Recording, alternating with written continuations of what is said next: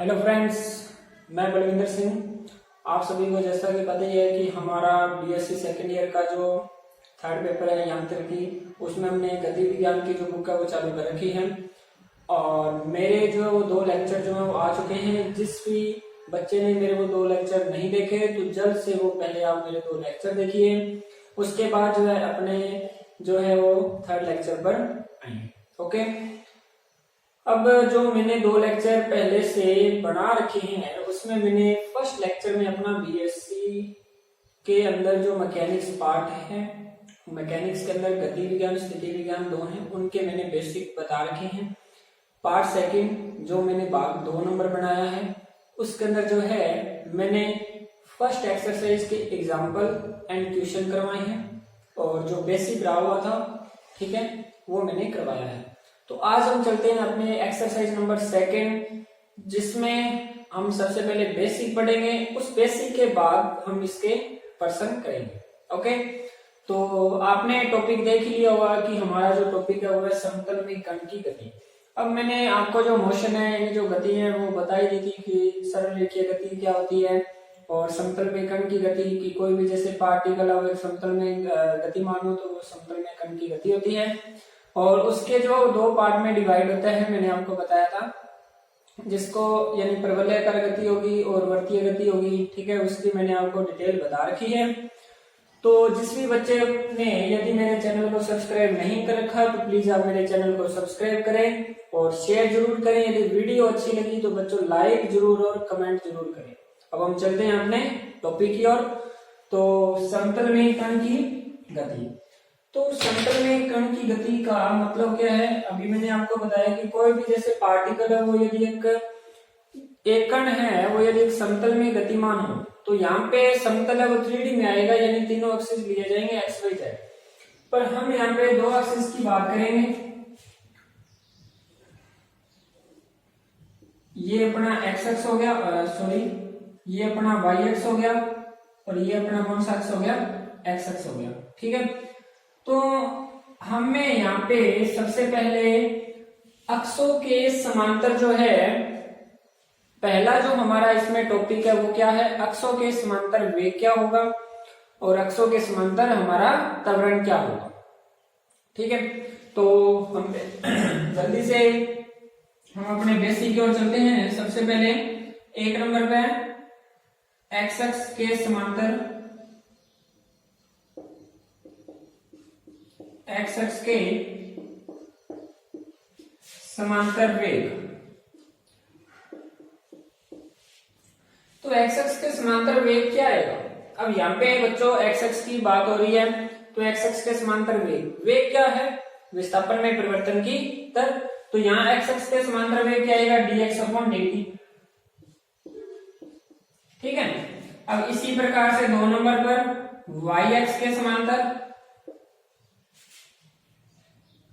तो वो क्या आ जाएगा बच्चों? dy अपॉन में dt। अब यदि आपसे बच्चों ये पूछा जाए कि एक्स एक्स के समांतर और वाई एक्स के समांतर वेग क्या है तो आप बोलोगे कि सर dx अपॉन dt और dy अपॉन dt है। अब यदि आपको प्रश्न में ये बोला जाए कि परिणामी वेग ज्ञात करो, क्या ज्ञात करो? परिणामी वेग ज्ञात करो, तो आप परिणामी वेग कैसे निकालोगे?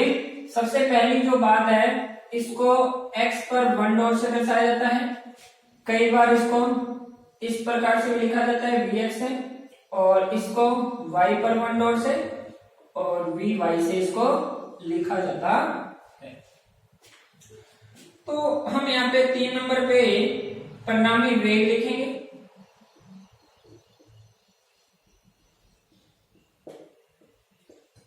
तो परिणामी वेग क्या होगा? रूट में x dx अपॉन dt का होल स्क्वायर प्लस में dy अपॉन dt का होल स्क्वायर। तो ये तो हमने पढ़ ली वेलोसिटी के बारे में। ये हमने किसके बारे में पढ़ा? वेलोसिटी यानी वेग के बारे में हमने चर्चा कर ली।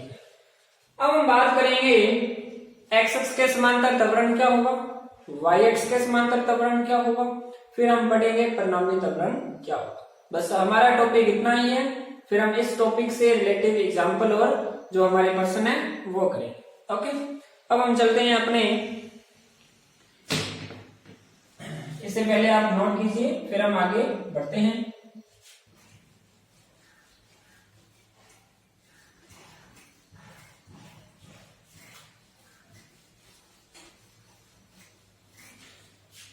तो अब हम बात करेंगे अपने त्वरण के बारे में, एक्सेलरेशन। तो पहली बात यह है कि एक्स अक्ष के समांतर, एक्स अक्ष के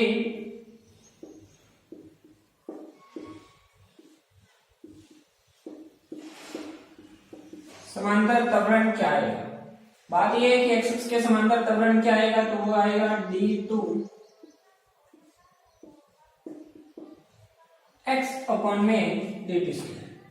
क्या आएगा, d2x अपॉन में dt स्क्वायर। तो इसको कई बार बच्चों इस प्रकार से लिखा जाता है, x पर 2 डॉट से। अब इसी प्रकार से हम 2 नंबर पे y अक्ष के समांतर यदि हम पढ़े, सेम d2y अपॉन में dt स्क्वायर, इसको लिखा जाता है y पर 2 डॉट से। ओके, तो अब हम 3 नंबर पे पढ़ेंगे परिणामी त्वरण।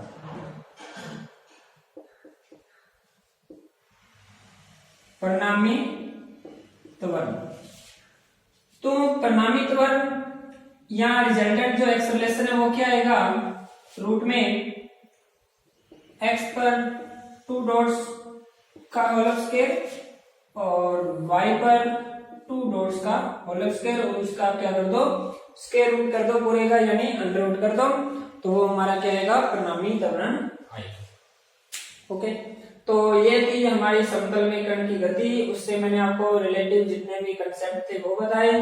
पहले वेलोसिटी बताई, उसके बाद मैंने आपको बताया एक्सेलरेशन यानी त्वरण। ओके, तो इसे नोट कीजिए, फिर हम अपने एग्जाम्पल की ओर बढ़ते हैं। ठीक है,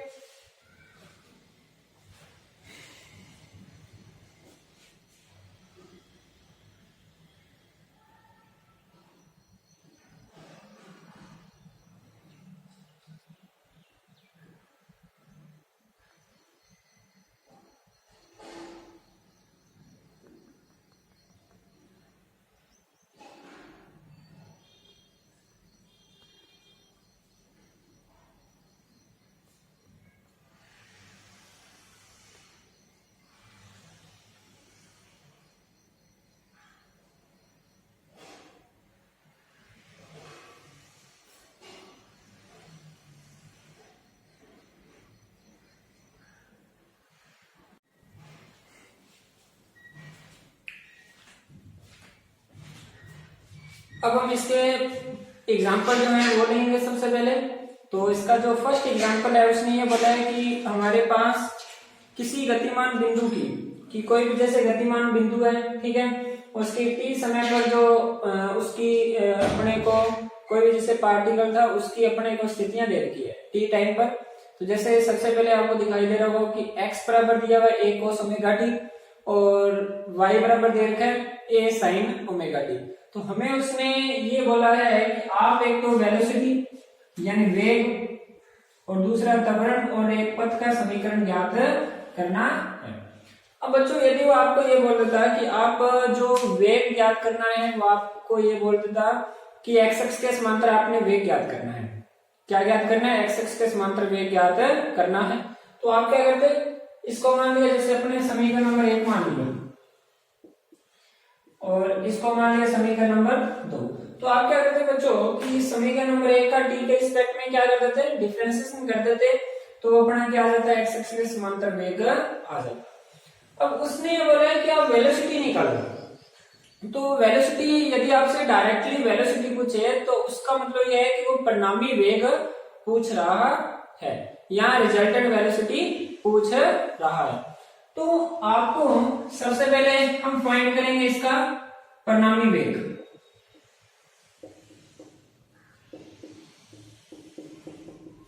तो परिणामी वेग के लिए हमें क्या क्या चाहिए, dx अपॉन dt का होल स्क्वायर और प्लस में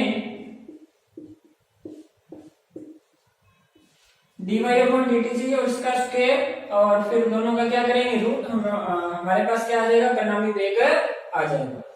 तो हम क्या करेंगे, सबसे पहले समीकरण नंबर 1 का t के सापेक्ष डिफरेंशिएशन। तो t के रिस्पेक्ट में जब हम डिफरेंशिएशन करेंगे तो क्या आएगा बच्चों, dx अपॉन में dt। इसका करो तो माइनस में क्या आएगा, और आपको ये पता होगा अवकलन में क्या होता है, जैसे t के रिस्पेक्ट में करें या t का मल्टीपल में गुणांक क्या दिया है ओमेगा, तो ओमेगा कहाँ आएगा, आगे आएगा। तो यहाँ क्या आ जाएगा, माइनस में a omega sine omega t। अब साइन ओमेगा t कैसे आया, क्योंकि cos ओमेगा t का यदि हम करेंगे तो माइनस में साइन ओमेगा t आएगा, और t का जो गुणांक है वो आगे आ गया। हमें यहाँ पे स्क्वायर चाहिए, तो मैं क्या करूंगा, dx अपॉन dt का क्या करूंगा, स्क्वायर करूंगा। स्क्वायर किया मैंने तो माइनस का स्क्वायर किया, प्लस हो गया। यहाँ आ जाएगा बच्चों a स्क्वायर ओमेगा स्क्वायर और साइन स्क्वायर ओमेगा t। इसको मान लिया समीकरण नंबर 3। यहां तक कोई दिक्कत। अब हम आगे बढ़ते हैं अपने सेम इसी प्रकार समीकरण नंबर 2 का t के सापेक्ष अवकलन।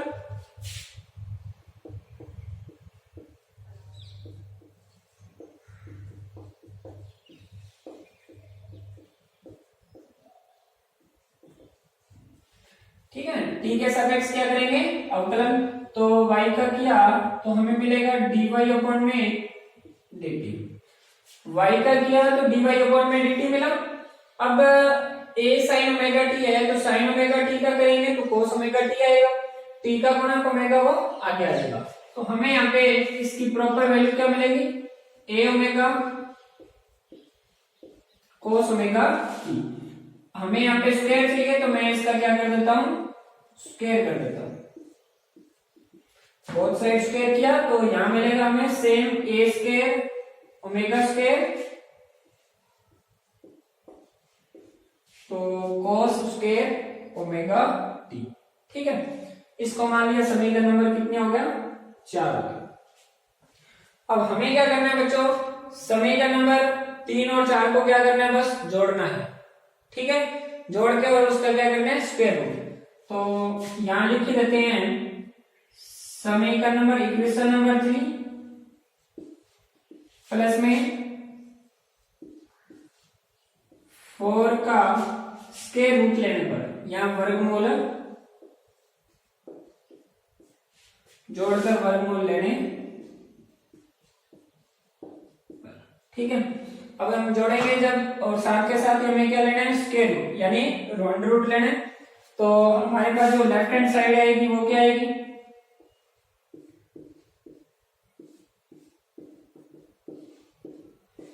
dy अपॉन में dt का होल स्क्वायर और इधर क्या लेना है, अंडर रूट। ठीक है, ध्यान से बच्चों जब मैं इसको और उसको ऐड करूंगा दोनों में कॉमन क्या आएगा, a square omega square common आएगा। अंदर मेरे पास क्या बचेगा बच्चों, sine square omega T plus में कोस स्क्वायर ओमेगा टी। उसकी वैल्यू क्या होती है, 1 होती है। साइन स्क्वायर थीटा प्लस में कोस स्क्वायर थीटा क्या होता है, 1। तो मेरे पास अंडर रूट में क्या बचेगा, a स्क्वायर और ओमेगा स्क्वायर। ओके, तो अंडर रूट में मेरे पास क्या बचा, a स्क्वायर और ओमेगा स्क्वायर। दोनों पर स्क्वायर है तो इसकी जो वैल्यू होगी क्या आ जाएगी बच्चों, a ओमेगा। क्या आएगी, a ओमेगा। यानी हमें जो आर वी की जो वैल्यू है, आर वी का मतलब रिजल्टेंट वेलोसिटी जो है वो हमें मिली a ओमेगा। तो ये हमारा था वेलोसिटी निकालने का तरीका। अब हम निकालेंगे इसका एक्सप्रेशन। ओके, इसे नोट कीजिए फिर हम आगे बढ़ते हैं। काफी इजी टॉपिक है ये अभी तक, तो इसका थर्ड पार्ट और फिर उसके बाद में हम करेंगे फोर्थ पार्ट।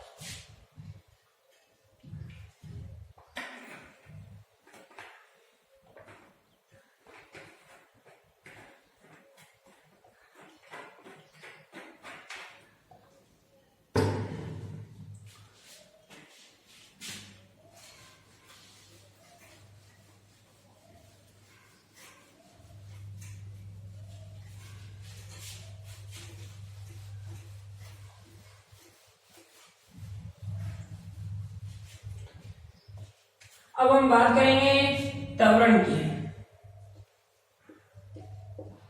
त्वरण निकालेंगे तो रूट में क्या आएगा, d2x upon d2x upon dt square, और यहाँ क्या आएगा y पर 2 डॉट का स्क्वायर और दोनों का स्क्वायर रूट आ जाएगा।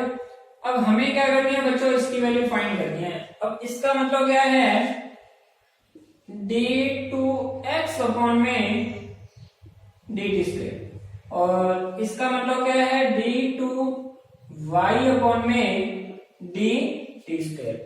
अब देखो बच्चों मेरे को आप ये बताओ कि ये डायरेक्ट ये तो आएगा नहीं, पहले हमने dx अपॉन dt निकालना पड़ेगा, फिर उसका दोबारा से t के रिस्पेक्ट में करना पड़ेगा।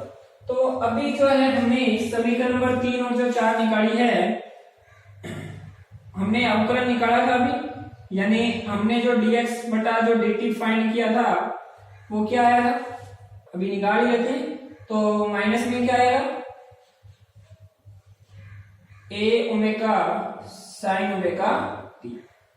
इसका हम दोबारा करेंगे क्योंकि यहाँ d2x अपॉन dt स्क्वायर का मतलब इसका दोबारा अवकलन t के रिस्पेक्ट में, तो इसका जब हम दोबारा करेंगे तो d2x अपॉन में dt स्क्वायर, इसका करो बच्चों तो फिर ओमेगा आ जाएगा, तो माइनस में a omega square sine omega t का cos ओमेगा t।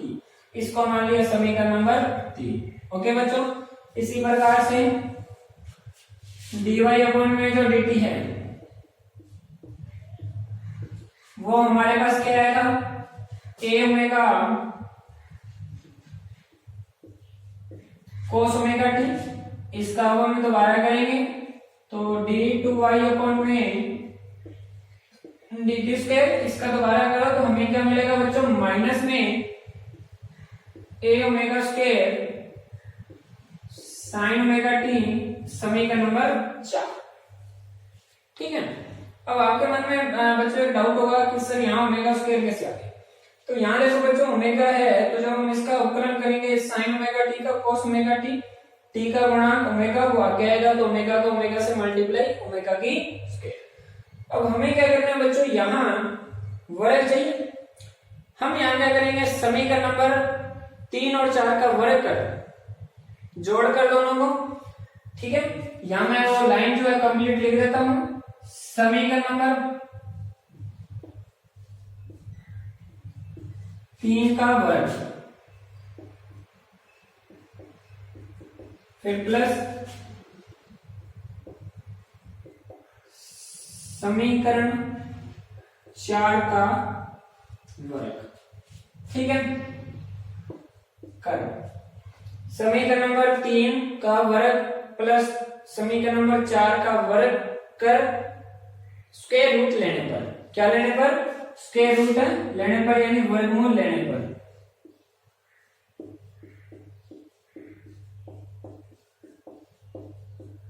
ठीक है। तो जब हम इन दोनों को पहले हम इन दोनों का वर्ग करेंगे, फिर जोड़ेंगे, फिर पूरे का क्या लेंगे, स्क्वायर रूट लेंगे इस फॉर्मूले के अकॉर्डिंग। तो वर्ग करो बच्चों इनका, तो हमें जो लेफ्ट हैंड साइड मिलने वाली है बच्चों वो आपको पता ही है क्या मिलेगी, d2x अपॉन dt स्क्वायर का होल स्क्वायर, और प्लस में मिलेगा d2y अपॉन में dt स्क्वायर,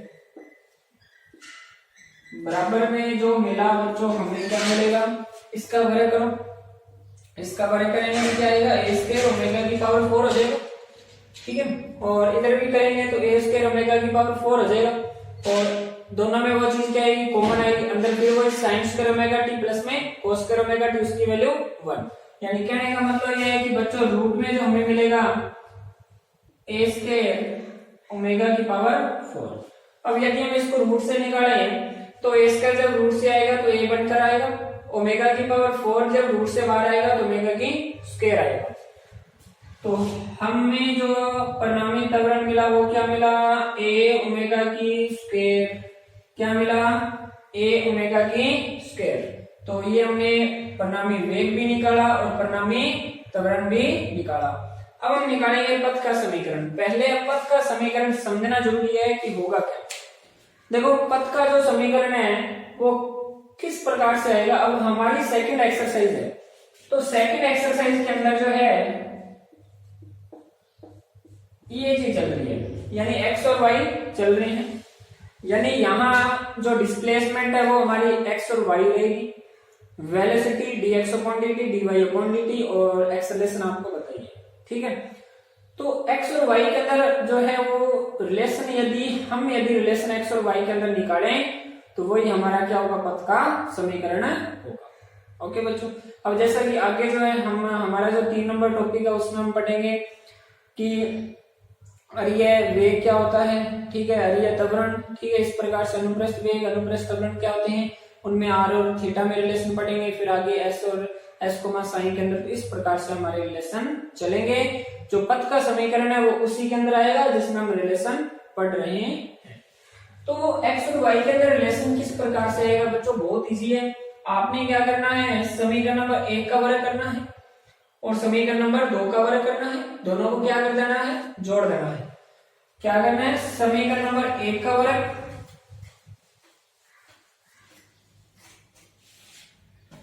इसमें आपने क्या करना है, समीकरण नंबर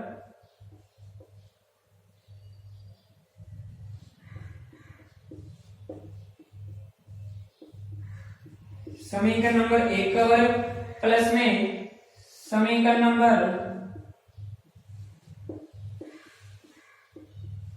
2 का वर्ग, ठीक है। तो लेफ्ट हैंड साइड क्या मिलेगी, x square plus y square, बराबर में दोनों में ए स्क्वायर कॉमन आएगा, अंदर वही same sine square omega T plus में कोस स्क्वायर ओमेगा टी का वैल्यू 1 होता है। तो ये हमारा क्या बच्चों, पथ का समीकरण, पथ का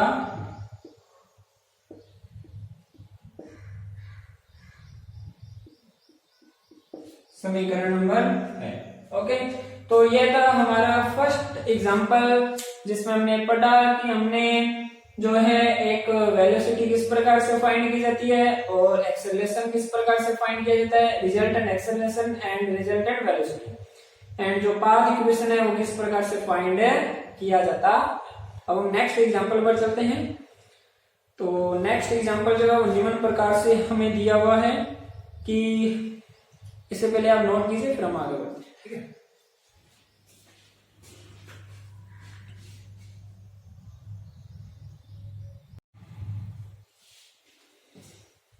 अब जो हमारा नेक्स्ट एग्जांपल है वो ये दिया हुआ है कि समतल में चलते हुए किसी कण के एक्स अक्ष तथा वाई अक्ष के समांतर वेग। अब देखो इसमें जो है हमें एक्स अक्ष और वाई अक्ष के समांतर वेग दे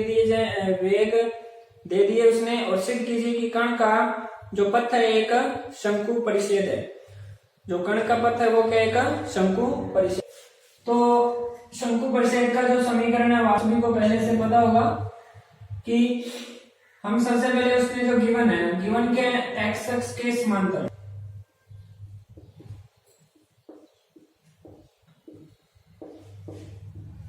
उसने हमें दिया एक्स अक्ष के समांतर वेग दे रखा, हमें खुद पता है कि वो क्या होता है, dx अपॉन dt होता है, ठीक है। और उसने हमें दिया हुआ है u प्लस y, इसको मान लिया समीकरण, ठीक है। अब इसी प्रकार सेकंड y अक्ष के समांतर,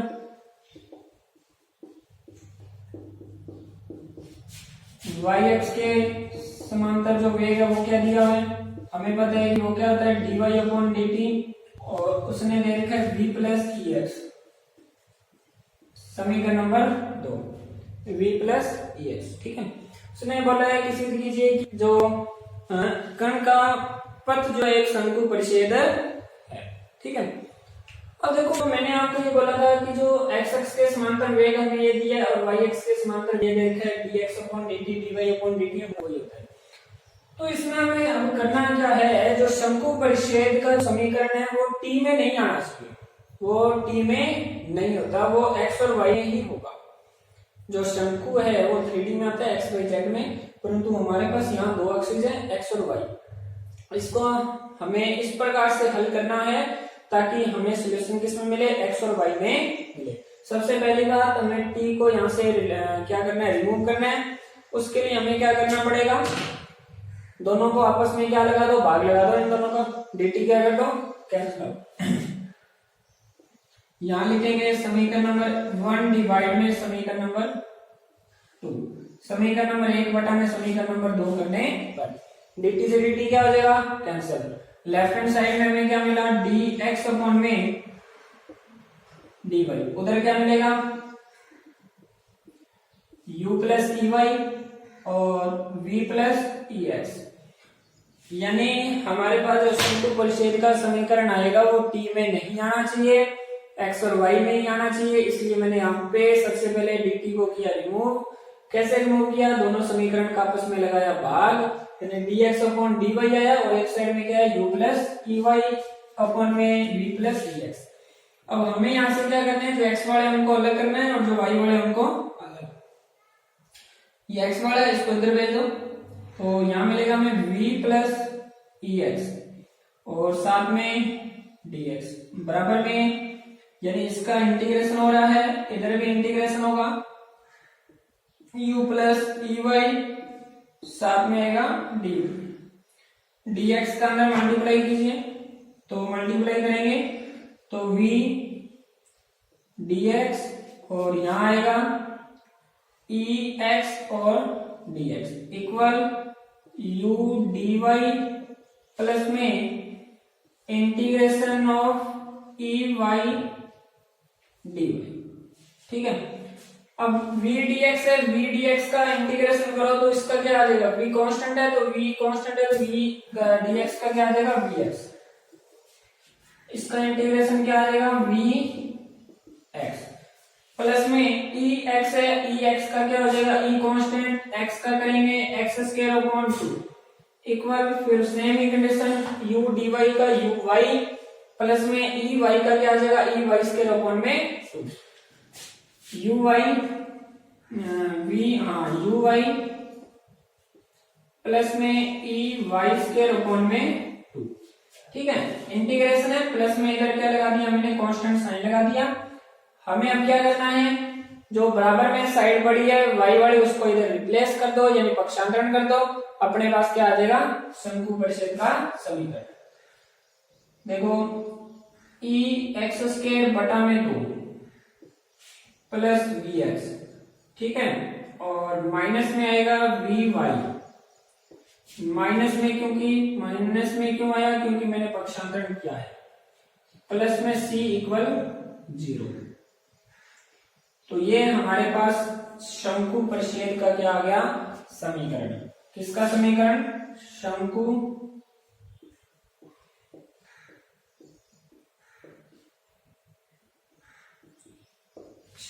परिच्छेद का, कण के शंकु परिच्छेद का समीकरण। ठीक है, तो इसमें देख लो टी नहीं, टी रिमूव है यहां से, इस प्रकार से इसको हल करना। अब हम चलते हैं इसके नेक्स्ट एग्जांपल पर कि नेक्स्ट एग्जांपल क्या कह रहा है। तो इसके जो सेकंड पार्ट तक है तो इसके बहुत ज्यादा इजी हैं, करना इतना ज्यादा कठिन नहीं है। तो अपने नेक्स्ट एग्जांपल पर इसके चलते हैं। नेक्स्ट एग्जांपल जो है काफी इंपॉर्टेंट है, एग्जाम में भी आ सकता है आपके, और यदि आप मैकेनिक्स साथ साथ कर रहे हो तो आप प्लीज कोई भी जैसे पर्सन कर रहे हो तो यदि आपको नहीं आए तो मेरे से आप कमेंट में जरूर पूछें, मैं उसका सॉल्यूशन जरूर आपको बताऊंगा।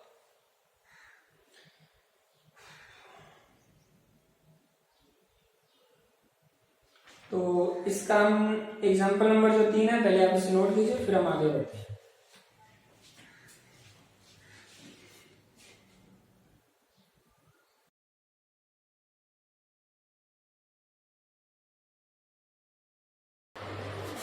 लैम्डा वाई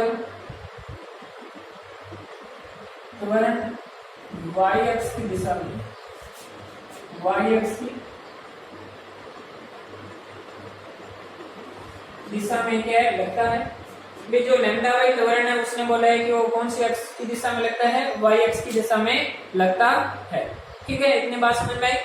अब आगे प्रश्न ये कह रहा है कि यदि कण एक्स अक्ष के समांतर एक ऐसे बिंदु जहां एक्स अक्ष के समांतर, देखो एक्स अक्ष के समांतर का मतलब क्या है, इस प्रकार से एक्स अक्ष के समांतर इस प्रकार से फेंका जाए कि जहां y बराबर है, मान लिया कि मेरे पास यहाँ है y बराबर कोई भी a पॉइंट है, y बराबर मेरे पास इस डायरेक्शन में क्या है, कोई भी एक पॉइंट है। तो मैंने क्या किया, इस पार्टिकल को x अक्ष के समांतर क्या करवाया, x अक्ष के समांतर जहां y बराबर a हो a रूट लैम्डा से फेंका जाए तो सिद्ध कीजिए कि उसका एक पथ जो है वो क्या होगा, कैटनरी होगा।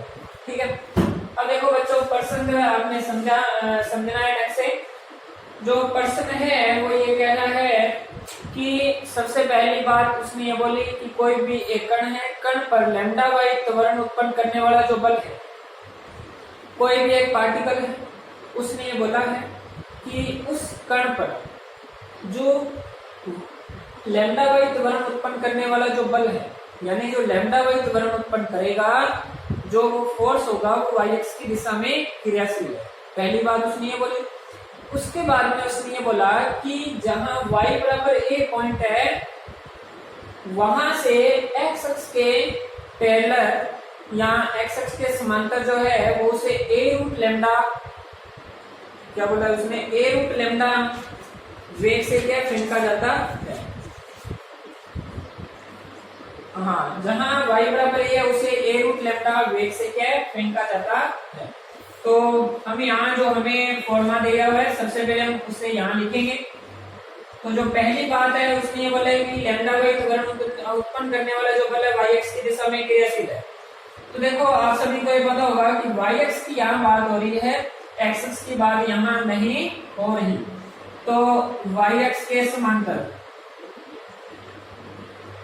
यदि हम यहाँ, मुझे अब एक बात बताओ बच्चों कि उसने ये बोला है कि y x की दिशा में क्रियाशील है, तो त्वरण जो है y x की दिशा में यदि हम निकालेंगे तो d2y अपॉन में dt स्क्वायर, इसकी जो वैल्यू वो क्या आएगी, लैम्डा y आएगी।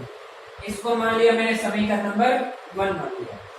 यानी उसने जो है यहाँ y x की बात की है और उसने दूसरी जो हमें बात ये बोली है कि जहाँ y बराबर a है उसे x अक्ष के समांतर जो है वो a रूट लैम्डा वेग से फेंका जाता है।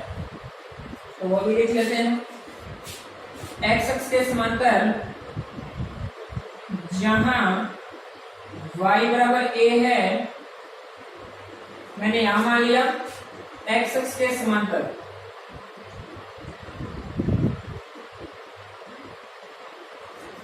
x अक्ष के समांतर वेग,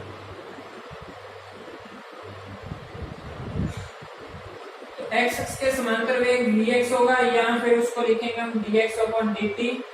उसकी जो वैल्यू हमें दे रखी है a रूट लैम्डा, इसको मान लिया समीकरण नंबर 2। ओके, तो इतना ही कहा, हमें जो दिया हुआ उसमें बस इतना ही दिया हुआ है। हमें इसमें ये बोला है कि ये जो पार्टिकल है वो उसका जो एक पाथ होगा यानी जो पथ होगा वो क्या होगा, एक कैटनरी होगा। क्या होगा, कैटनरी। तो बच्चों मैं आपको जो है अपने ये जो कैटनरी की जो बात है वो अपने स्टैटिक्स में, स्थितिकी में है, तो मैं आपको उसमें जो है वो डिटेल से करवाऊंगा। तो मैं आपको इधर जो है वो कैटनरी का समीकरण बता देता हूँ। कैटनरी का जो समीकरण है वो होता है y बराबर c कोस हाइपरबोलिक x बटा c। ये इसका कार्तीय समीकरण होता है। y बराबर c कोस हाइपरबोलिक x बटा c, ये इसका क्या होता है, कैटनरी का कार्तीय रूप होता है। तो हम वो चीज प्रूफ करने वाले हैं, ठीक है। तो इससे प्रूफ करने से पहले हमें क्या करना होगा, यहाँ पे सबसे पहले आपको ये पता है कि d2y अपॉन में dt स्क्वायर बराबर हमें दिया हुआ लैम्डा y, ठीक है। अब उस समीकरण में आप एक बात देखो कि इसमें तो t है ही, हमें जो है वो उससे t को क्या करना है, रिमूव करना है। क्या करना है, खत्म करना है, यानी रिमूव करना है। तो उसके लिए हम क्या करेंगे, समीकरण नंबर जो 2 है,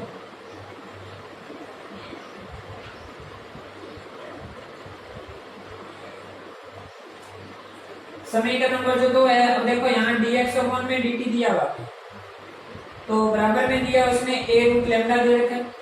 अब मुझे dx अपॉन dt जो a रूट लैम्डा दिया हुआ है, तो मैं यदि इसका दोबारा अवकलन करता हूँ तो आप सभी को पता है कि a रूट लैम्डा जो क्या कांस्टेंट है, ठीक है। y बराबर a पॉइंट दिया, उसमें हमें दिया हुआ है कांस्टेंट, कोई भी पॉइंट है वो क्या होगा कांस्टेंट। तो हमें यदि dx अपॉन dt है उसका यदि हम t के रिस्पेक्ट में दोबारा डिफरेंशिएशन करते हैं तो वो हमें क्या मिलेगा, 0 मिलेगा। क्या मिलेगा, 0। यानी मैं यहाँ से d2x अपॉन dt स्क्वायर की जो वैल्यू निकालूंगा वो मेरे को क्या मिलने वाली है, 0 मिलेगी, ठीक है। तो अब यदि मैं यहाँ इसका दोबारा डिफरेंशिएशन करता हूँ तो मुझे क्या मिलेगा, 0।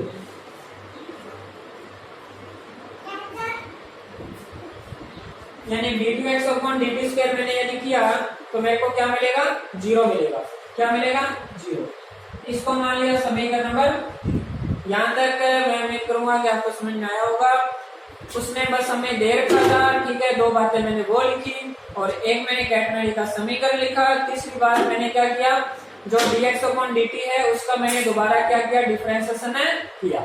तो dx अपॉन dt की जो वैल्यू है हमें a रूट लैम्डा दे रखी थी, मैंने उसका जब दोबारा से अवकलन किया तो मुझे क्या मिला, 0 मिला, ठीक है। अब हम अपने इसके सोल्व की ओर बढ़ते हैं। तो आपने बच्चों एक बात पढ़ी होगी कि यहाँ हमें दिया हुआ d2y अपॉन में dt स्क्वायर देखा है, यहाँ से हमें t को क्या करना है, यहाँ से रिमूव करना है। क्या करना है, रिमूव करना है। तो मुझे आप ये एक बात बताइए कि रिमूव करने के लिए आप क्या करोगे, इसका अवकलन है, ठीक है। अवकलन को खत्म करने के लिए हम क्या करते हैं, इंटीग्रेशन करते हैं। तो इसका जो इंटीग्रेशन है वो डायरेक्ट नहीं होने वाला। ध्यान रखना बच्चों, काफी इंपॉर्टेंट बात है, कभी भी ध्यान रखना। यदि इधर भी आपको y का एलिमेंट दिया हुआ है, y का फलन है, और राइट हैंड साइड में भी y का फलन दिया हुआ है, तो डायरेक्ट आप इसका डिफरेंशिएशन है इंटीग्रेशन करके डिफरेंशिएशन को नहीं हटा सकते। सबसे पहले आपको क्या करना होगा, बोथ साइड जो भी आपने यहाँ dy अपॉन dt है तो आपने क्या करना है, both side 2 dy upon dt का क्या करना है, मल्टीप्लाई करना है। क्या करना है, 2 dy अपॉन dt का क्या करना है, मल्टीप्लाई करना है। काफी इंपॉर्टेंट बात बताने जा रहा हूं मैं कि आपके पास यदि दोनों साइड, इधर भी y का फलन और इधर भी क्या है, y का फलन है, तो हमें क्या करना है, दोनों साइड 2 dy अपॉन dt का क्या करना है, मल्टीप्लाई करना है। अब क्यों करना है वो आप इधर देखिए। तो मैं यहां लिखूंगा समीकरण नंबर 1 में दोनों तरफ 2 dy अपॉन dt का क्या करने पर गुणा करना है।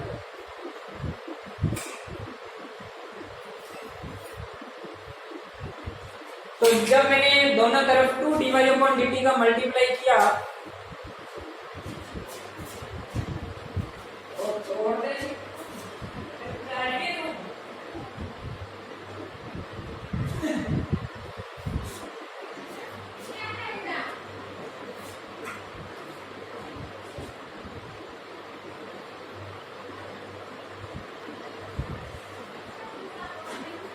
वीडियो बनाइए ना, तो बच्चा आगे। अब जब हम इन दोनों तरफ 2 dy अपॉन dt का जब मल्टीप्लाई करेंगे तो हमें क्या मिलेगा, अब थोड़ा ध्यान से देखना। 2 dy अपॉन dt यहाँ मैंने इसके साथ मल्टीप्लाई किया, ठीक है। और इधर मेरे को क्या मिलेगा, d2 y अपॉन में dt स्क्वायर, ठीक है, बराबर में 2 dy अपॉन dt और मल्टीप्लाई में क्या आएगा, लैम्डा y आएगा। क्या आएगा, लैम्डा y। अब इतना करने के बाद अब आपने क्या करना है, दोनों साइड t के सापेक्ष आपने क्या करना है, इसका समाकलन करना है, ठीक है। कभी भी एक बात याद रखना कि यदि आपको इंटीग्रेशन करना है, यानी डिफरेंशिएशन को खत्म करने के लिए आपको पता है इंटीग्रेशन करना पड़ेगा। और यदि दोनों तरफ उसी का ही फलन है, जैसे मान लिया यहाँ y दोनों तरफ जो y का फलन है, तो आपको सबसे पहले 2 dy अपॉन dt का मल्टीप्लाई करना है। हमेशा 2 dy अपॉन dt का मल्टीप्लाई नहीं करना, आपने ये चीज देखनी, ठीक है। इधर डिफरेंशिएशन कितने बार हो रहे हैं, 2 बार हो रहे हैं, ठीक है। अब हम क्या करेंगे, t के सापेक्ष इसका क्या करेंगे, इंटीग्रेशन। टी के सापेक्ष क्या करना है, समाकलन।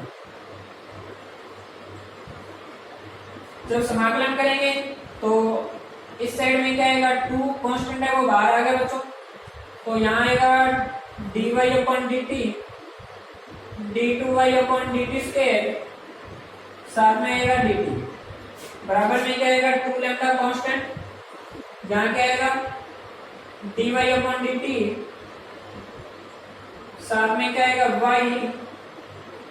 y मैंने यहाँ लिख दिया और dt मैंने यहाँ लिख दिया, ठीक है। अब आप सभी को एक बात बताओगी कि इससे तो किस प्रकार से इंटीग्रेशन करना है वो मैं अपने आप बताऊंगा अभी, और ये डिफरेंशिएशन हो रहा है एक बार और एक बार इंटीग्रेशन हो रहा है, तो एक दूसरे से क्या हो जाएंगे, कैंसिल आउट हो जाएंगे, तो एक दूसरे से तो क्या हो गए, कैंसिल आउट हो गए, ठीक है। तो हमें जो लेफ्ट हैंड साइड में राइट हैंड साइड में हमें ये आपने नोट कर लिया होगा, तो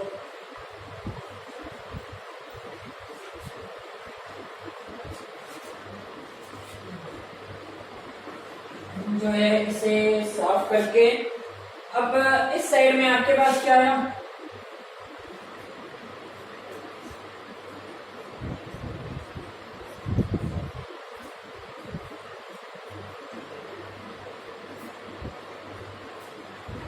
लेफ्ट हैंड साइड में तो आपके पास ये बचा और राइट हैंड साइड में आपके पास आएगा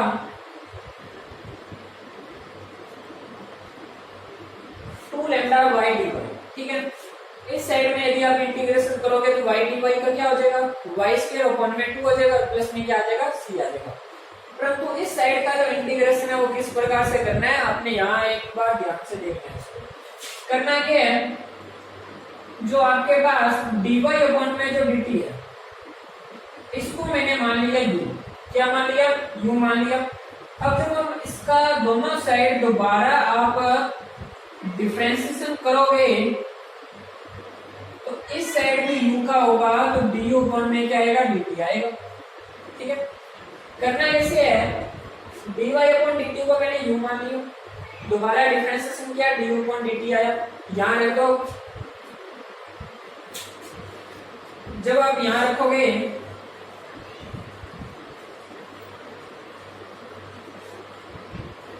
तो आपको क्या मिलेगा,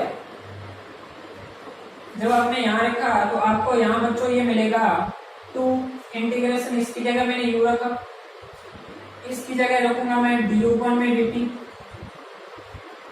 और साथ में मेरे पास dt, बराबर में आएगा 2 लैम्डा इंटीग्रेशन y dy, ठीक है।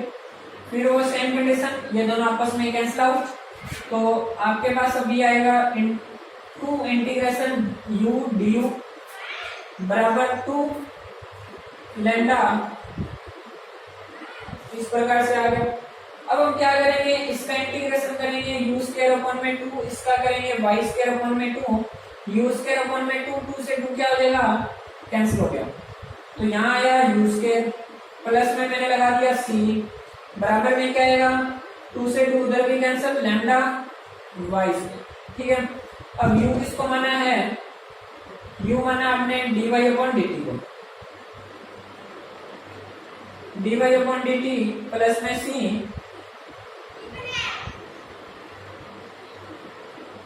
और बराबर में क्या आएगा, लैम्डा y, इसको मान लिया मैंने समीकरण नंबर 4, कितना मान लिया, 4 नंबर समीकरण। यहां तक आप सभी को समझ में आया होगा।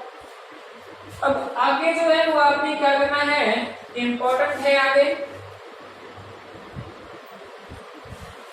इसको मैं साफ कर देता हूं।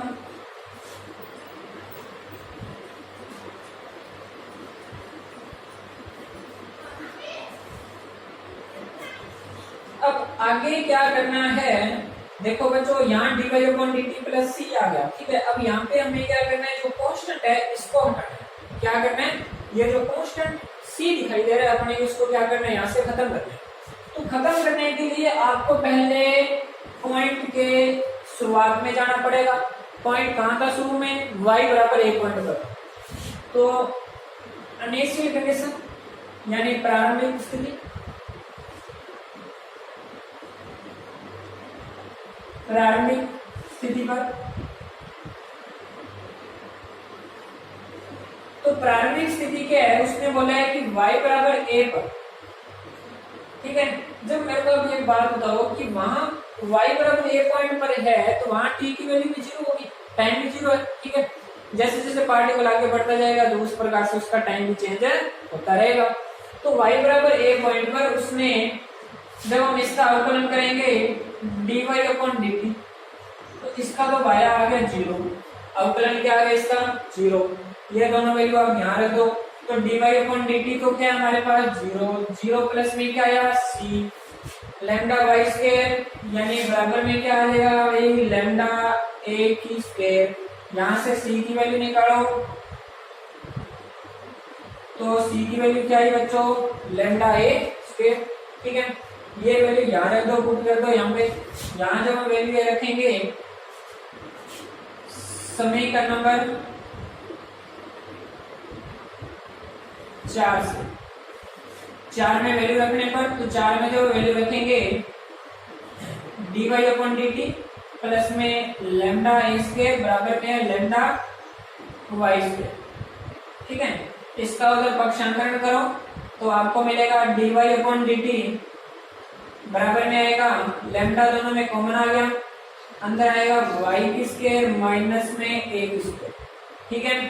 तो dt को उधर भेज दो और इसको y वाले जो पद है इनको इधर ले आओ, तो अपने पास आ जाएगा भी dy के बटा में आ गया y स्क्वायर माइनस में a स्क्वायर बराबर में आ गया लैम्डा dt, कितना आ गया लैम्डा dt आ गया। अब देखो इसका इंटीग्रेशन किस प्रकार से आपने करना इम्पोर्टेंट। यहाँ बच्चों मिस्टेक होगी, यहाँ इसकी क्या स्क्वायर है, यहाँ इसकी स्क्वायर है, तो हमें यहाँ इसकी स्क्वायर करनी पड़ेगी। स्क्वायर करेंगे तो हमें जो है सारा का सारा ये चेंज हो जाएगा यहाँ, ठीक है। स्क्वायर करेंगे, यहाँ से dy अपॉन dt की वैल्यू निकालो, तो वैल्यू निकालेंगे तो रूट में क्या है लैम्डा इन प्लस माइनस में मिलेगा और रूट में इधर क्या आएगा y स्क्वायर माइनस में a स्क्वायर। अब हम इनको आपस में क्या करेंगे चेंज करेंगे, क्या करेंगे चेंज करेंगे। तो चेंज करने के लिए इसको हमें सॉल्व करना पड़ेगा।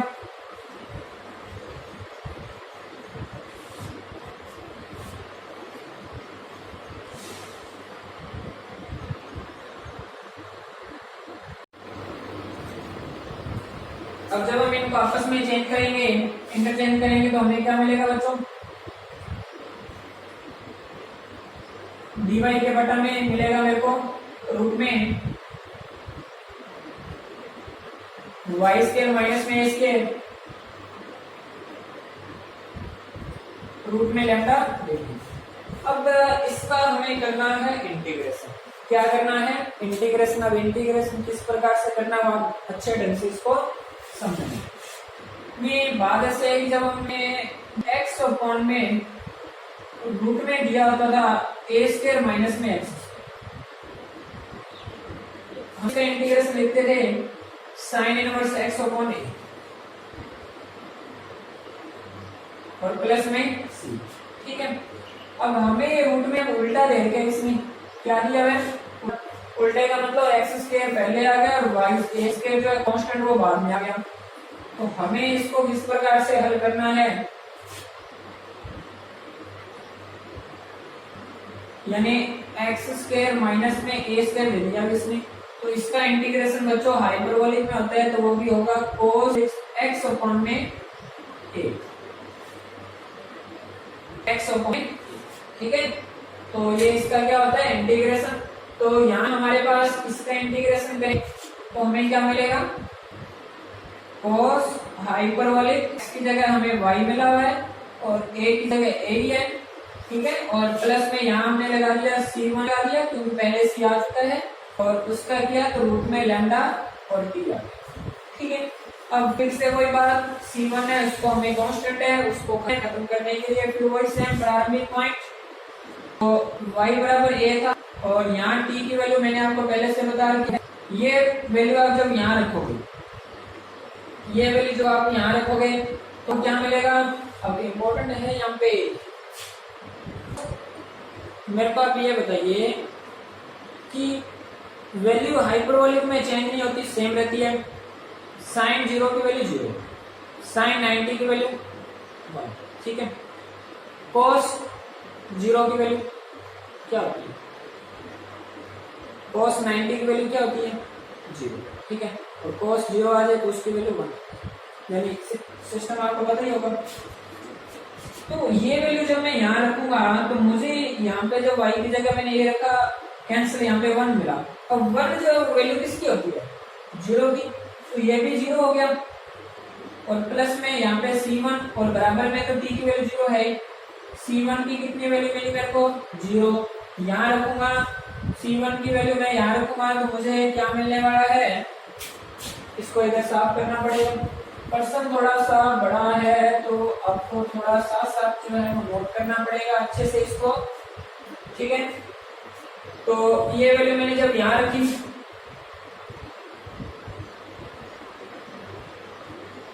तो C1 की वैल्यू तो 0 ही है, ठीक है। और यहाँ कितना आएगा रूट में लैम्डा टी आ गया, कितना आएगा रूट में लैम्डा टी। अब बात ये है कि t को यहाँ से खत्म करना है, तो ये समीकरण आना चाहिए, मैंने उधर x और y में लिखा था, तो t को खत्म करना है। इसको मान लिया मैंने समीकरण नंबर 5।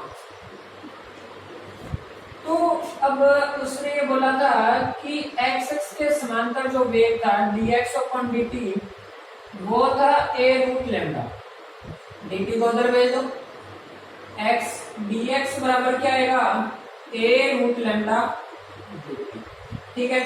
तो अब दोनों तरफ इंटीग्रेशन करो, इधर आएगा x प्लस C2 बराबर में a रूट लैम्डा, फिर वही C2 आ गया, ठीक है। अब देखो बच्चों यहाँ y बराबर उसने अपने को दिया है a, t की वैल्यू 0, ठीक है, t की वैल्यू क्या होगी 0। तो अब yx की बात हो रही है, यहाँ पे xx की वैल्यू क्या होगी 0 होगी। ये वैल्यू सारी की सारी यहाँ रखोगे तो C2 की वैल्यू क्या मिलेगी 0। ये वैल्यू आप यहाँ जब रखोगे तो आपके पास x बराबर आएगा a रूट लैम्डा, यहाँ से आप t की वैल्यू फाइंड करो तो अपने पास आएगा x upon a root lambda. इसको मान लिया समीकरण नंबर 6। अब हमें क्या करना है, ये जो t की वैल्यू है आपको इसमें रखनी है, समीकरण नंबर 5 में रखनी है, अपने पास फिर क्या आ जाएगा आंसर आ जाएगा। तो अभी हम देखते हैं आंसर क्या आने वाला है।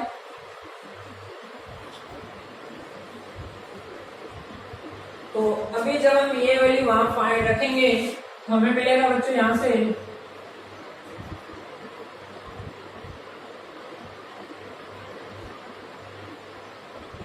रूट में लैम्डा, टी की वैल्यू x को कौन क्या है a रूट लैम्डा, ये दोनों आपस में क्या होगी कैंसिल आउट होगी। और हमें यहां से क्या मिलेगा बच्चों cos hyperbolic y upon a बराबर में आएगा x अपॉन a, ठीक है। अब cos हाइपरबोलिक का उधर जाएगा तो cos इनवर्स में आ जाएगा,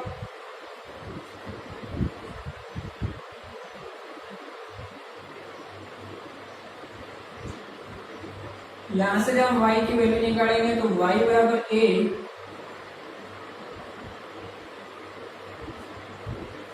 तो ये हमारा बच्चों होता है कैटनरी का समीकरण। किसका समीकरण है ये, किसका समीकरण होता है बच्चों कैटनरी का, ठीक है। तो इसको समझने के लिए हम दोबारा जो है अपने बैकग्राउंड पर चलते हैं। भी उसने हमें क्या दिया था, हमें उसने बोला था कि कोई भी एक कण है, कण पर y-x की दिशा में उसने बोला कि जो y-x की दिशा में क्रियाशील बल है वो कितना है, मतलब त्वरण जो है वो त्वरण जो y-x की दिशा में क्रियाशील है बल जो है वो कितना लिया था उसने, कितना लिया था, ठीक है, जो आपको दे रखा था। तो उसके बाद में उसने बोला कि y बराबर a पॉइंट पर x अक्ष के समांतर जो है अपने कोई भी एक पार्टिकल फेंकेंगे, किस वेग से फेंकेंगे a रूट लैम्डा से फेंकेंगे वो पार्टिकल जो भी है, ठीक है। उसके बाद में इसका सारा का सारा टोटल हमने सॉल्यूशन किया है। इसको पर्सन को अच्छे से करना, कोई भी डाउट लगे तो कमेंट में जरूर है, ठीक है।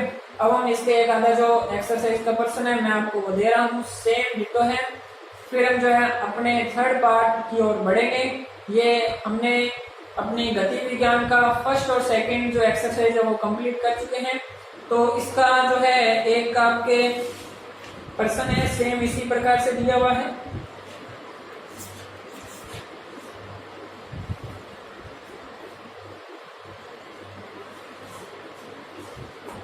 तो पर्सन जो है मैं अभी आपको करवा देता हूँ।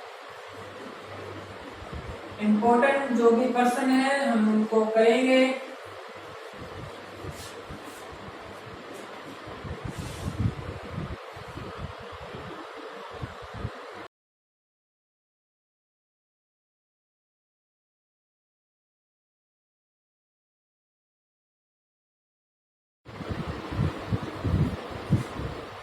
अब देखो हमें पर्सन एक और दे रखा है, उसमें काफी इम्पोर्टेंट पर्सन है। आप जो है अपने, ये तो मेरे पास भी है राजस्थान की जयपुर पब्लिकेशन है, ठीक है, राजस्थान जो यूनिवर्सिटी में लगती है बुक अपने, तो उसी के अकॉर्डिंग मैं आपको करवा रहा हूँ, ठीक है। तो आप अपने एमजीएससी यूनिवर्सिटी की जो भी बुक्स है उसके अकॉर्डिंग आप जो एक्सरसाइज के पर्सन है वो कीजिए। कोई भी पर्सन में आपको डाउट लगे तो मैं उसका सोल्यूशन आपके थ्रू भेजूँ, ओके। तो इसका एक्सरसाइज का काफी इम्पोर्टेंट पर्सन है, क्योंकि अब पेपरों के टाइम आपको इम्पोर्टेंट जो पर्सन है वो करने चाहिए। तो इसका एक इम्पोर्टेंट पर्सन है, उसने बताया कि एक कण y अक्ष के समांतर अचर वेग से गतिशील है। अभी y अक्ष के जो समांतर जो वेग है वो क्या है, कांस्टेंट है। सबसे पहले जैसे भी आपको दिया है, आप सबसे पहले जो भी आपको डायनामिक्स में ये है कि भी आपको सबसे पहले लाइन पर्सन में देखिए, उसके अकॉर्डिंग जो भी आपको गिवन है उन सभी को आप लिखो। उसके बाद में आपने जो प्रूफ किया है उन्हें प्रूफ करने की कोशिश कीजिए, ठीक है। तो y अक्ष के समांतर जो वेग है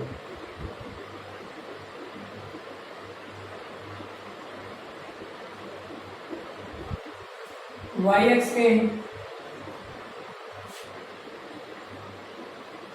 वो उसने अचर दिया है, तो वो मैंने मान लिया कि आप सभी को पता है कि y अक्ष के समांतर जो वेग है वो क्या होता है, dy/dt। वो के माना है, इसको मान लिया समीकरण नंबर 1, ठीक है। उसके बाद में उसने बोला है कि तथा x अक्ष के समांतर वेग y के समानुपाती है। x अक्ष के समांतर जो वेग है ना वो y के समानुपाती है। सिद्ध करो कि उसका जो पथ है क्या होगा, प्रवलय होगा। अब प्रवलय हमें प्रूव करना है, तो सबसे पहले दूसरी बात, x अक्ष के समांतर वेग यानी x अक्ष के समांतर वेग dx/dt वो समानुपाती किसके, y के। तो इसको सॉल्व करो, dx/dt समानुपाती निदान घटाया k1 आ गया, यहाँ से y आ गया, इसको मान लिया समीकरण नंबर। अब देखो प्रवलय जो है उसमें t नहीं आता। जो प्रवलय का समीकरण है जैसे y² बराबर 4x आ गया, x² बराबर 4ay आ गया, ठीक है, उसमें t नहीं। हमें t को करना है खत्म।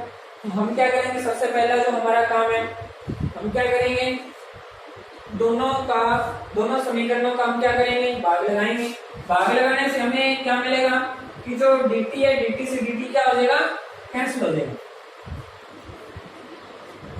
अब मैं यहाँ लिखूंगा समीकरण नंबर 1 बटा समीकरण नंबर 2।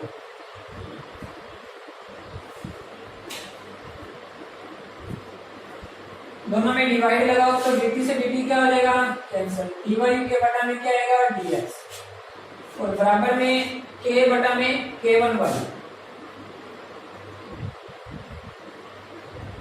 y को एक साइड भेज दो तो हमें यहाँ से मिलेगा y dy,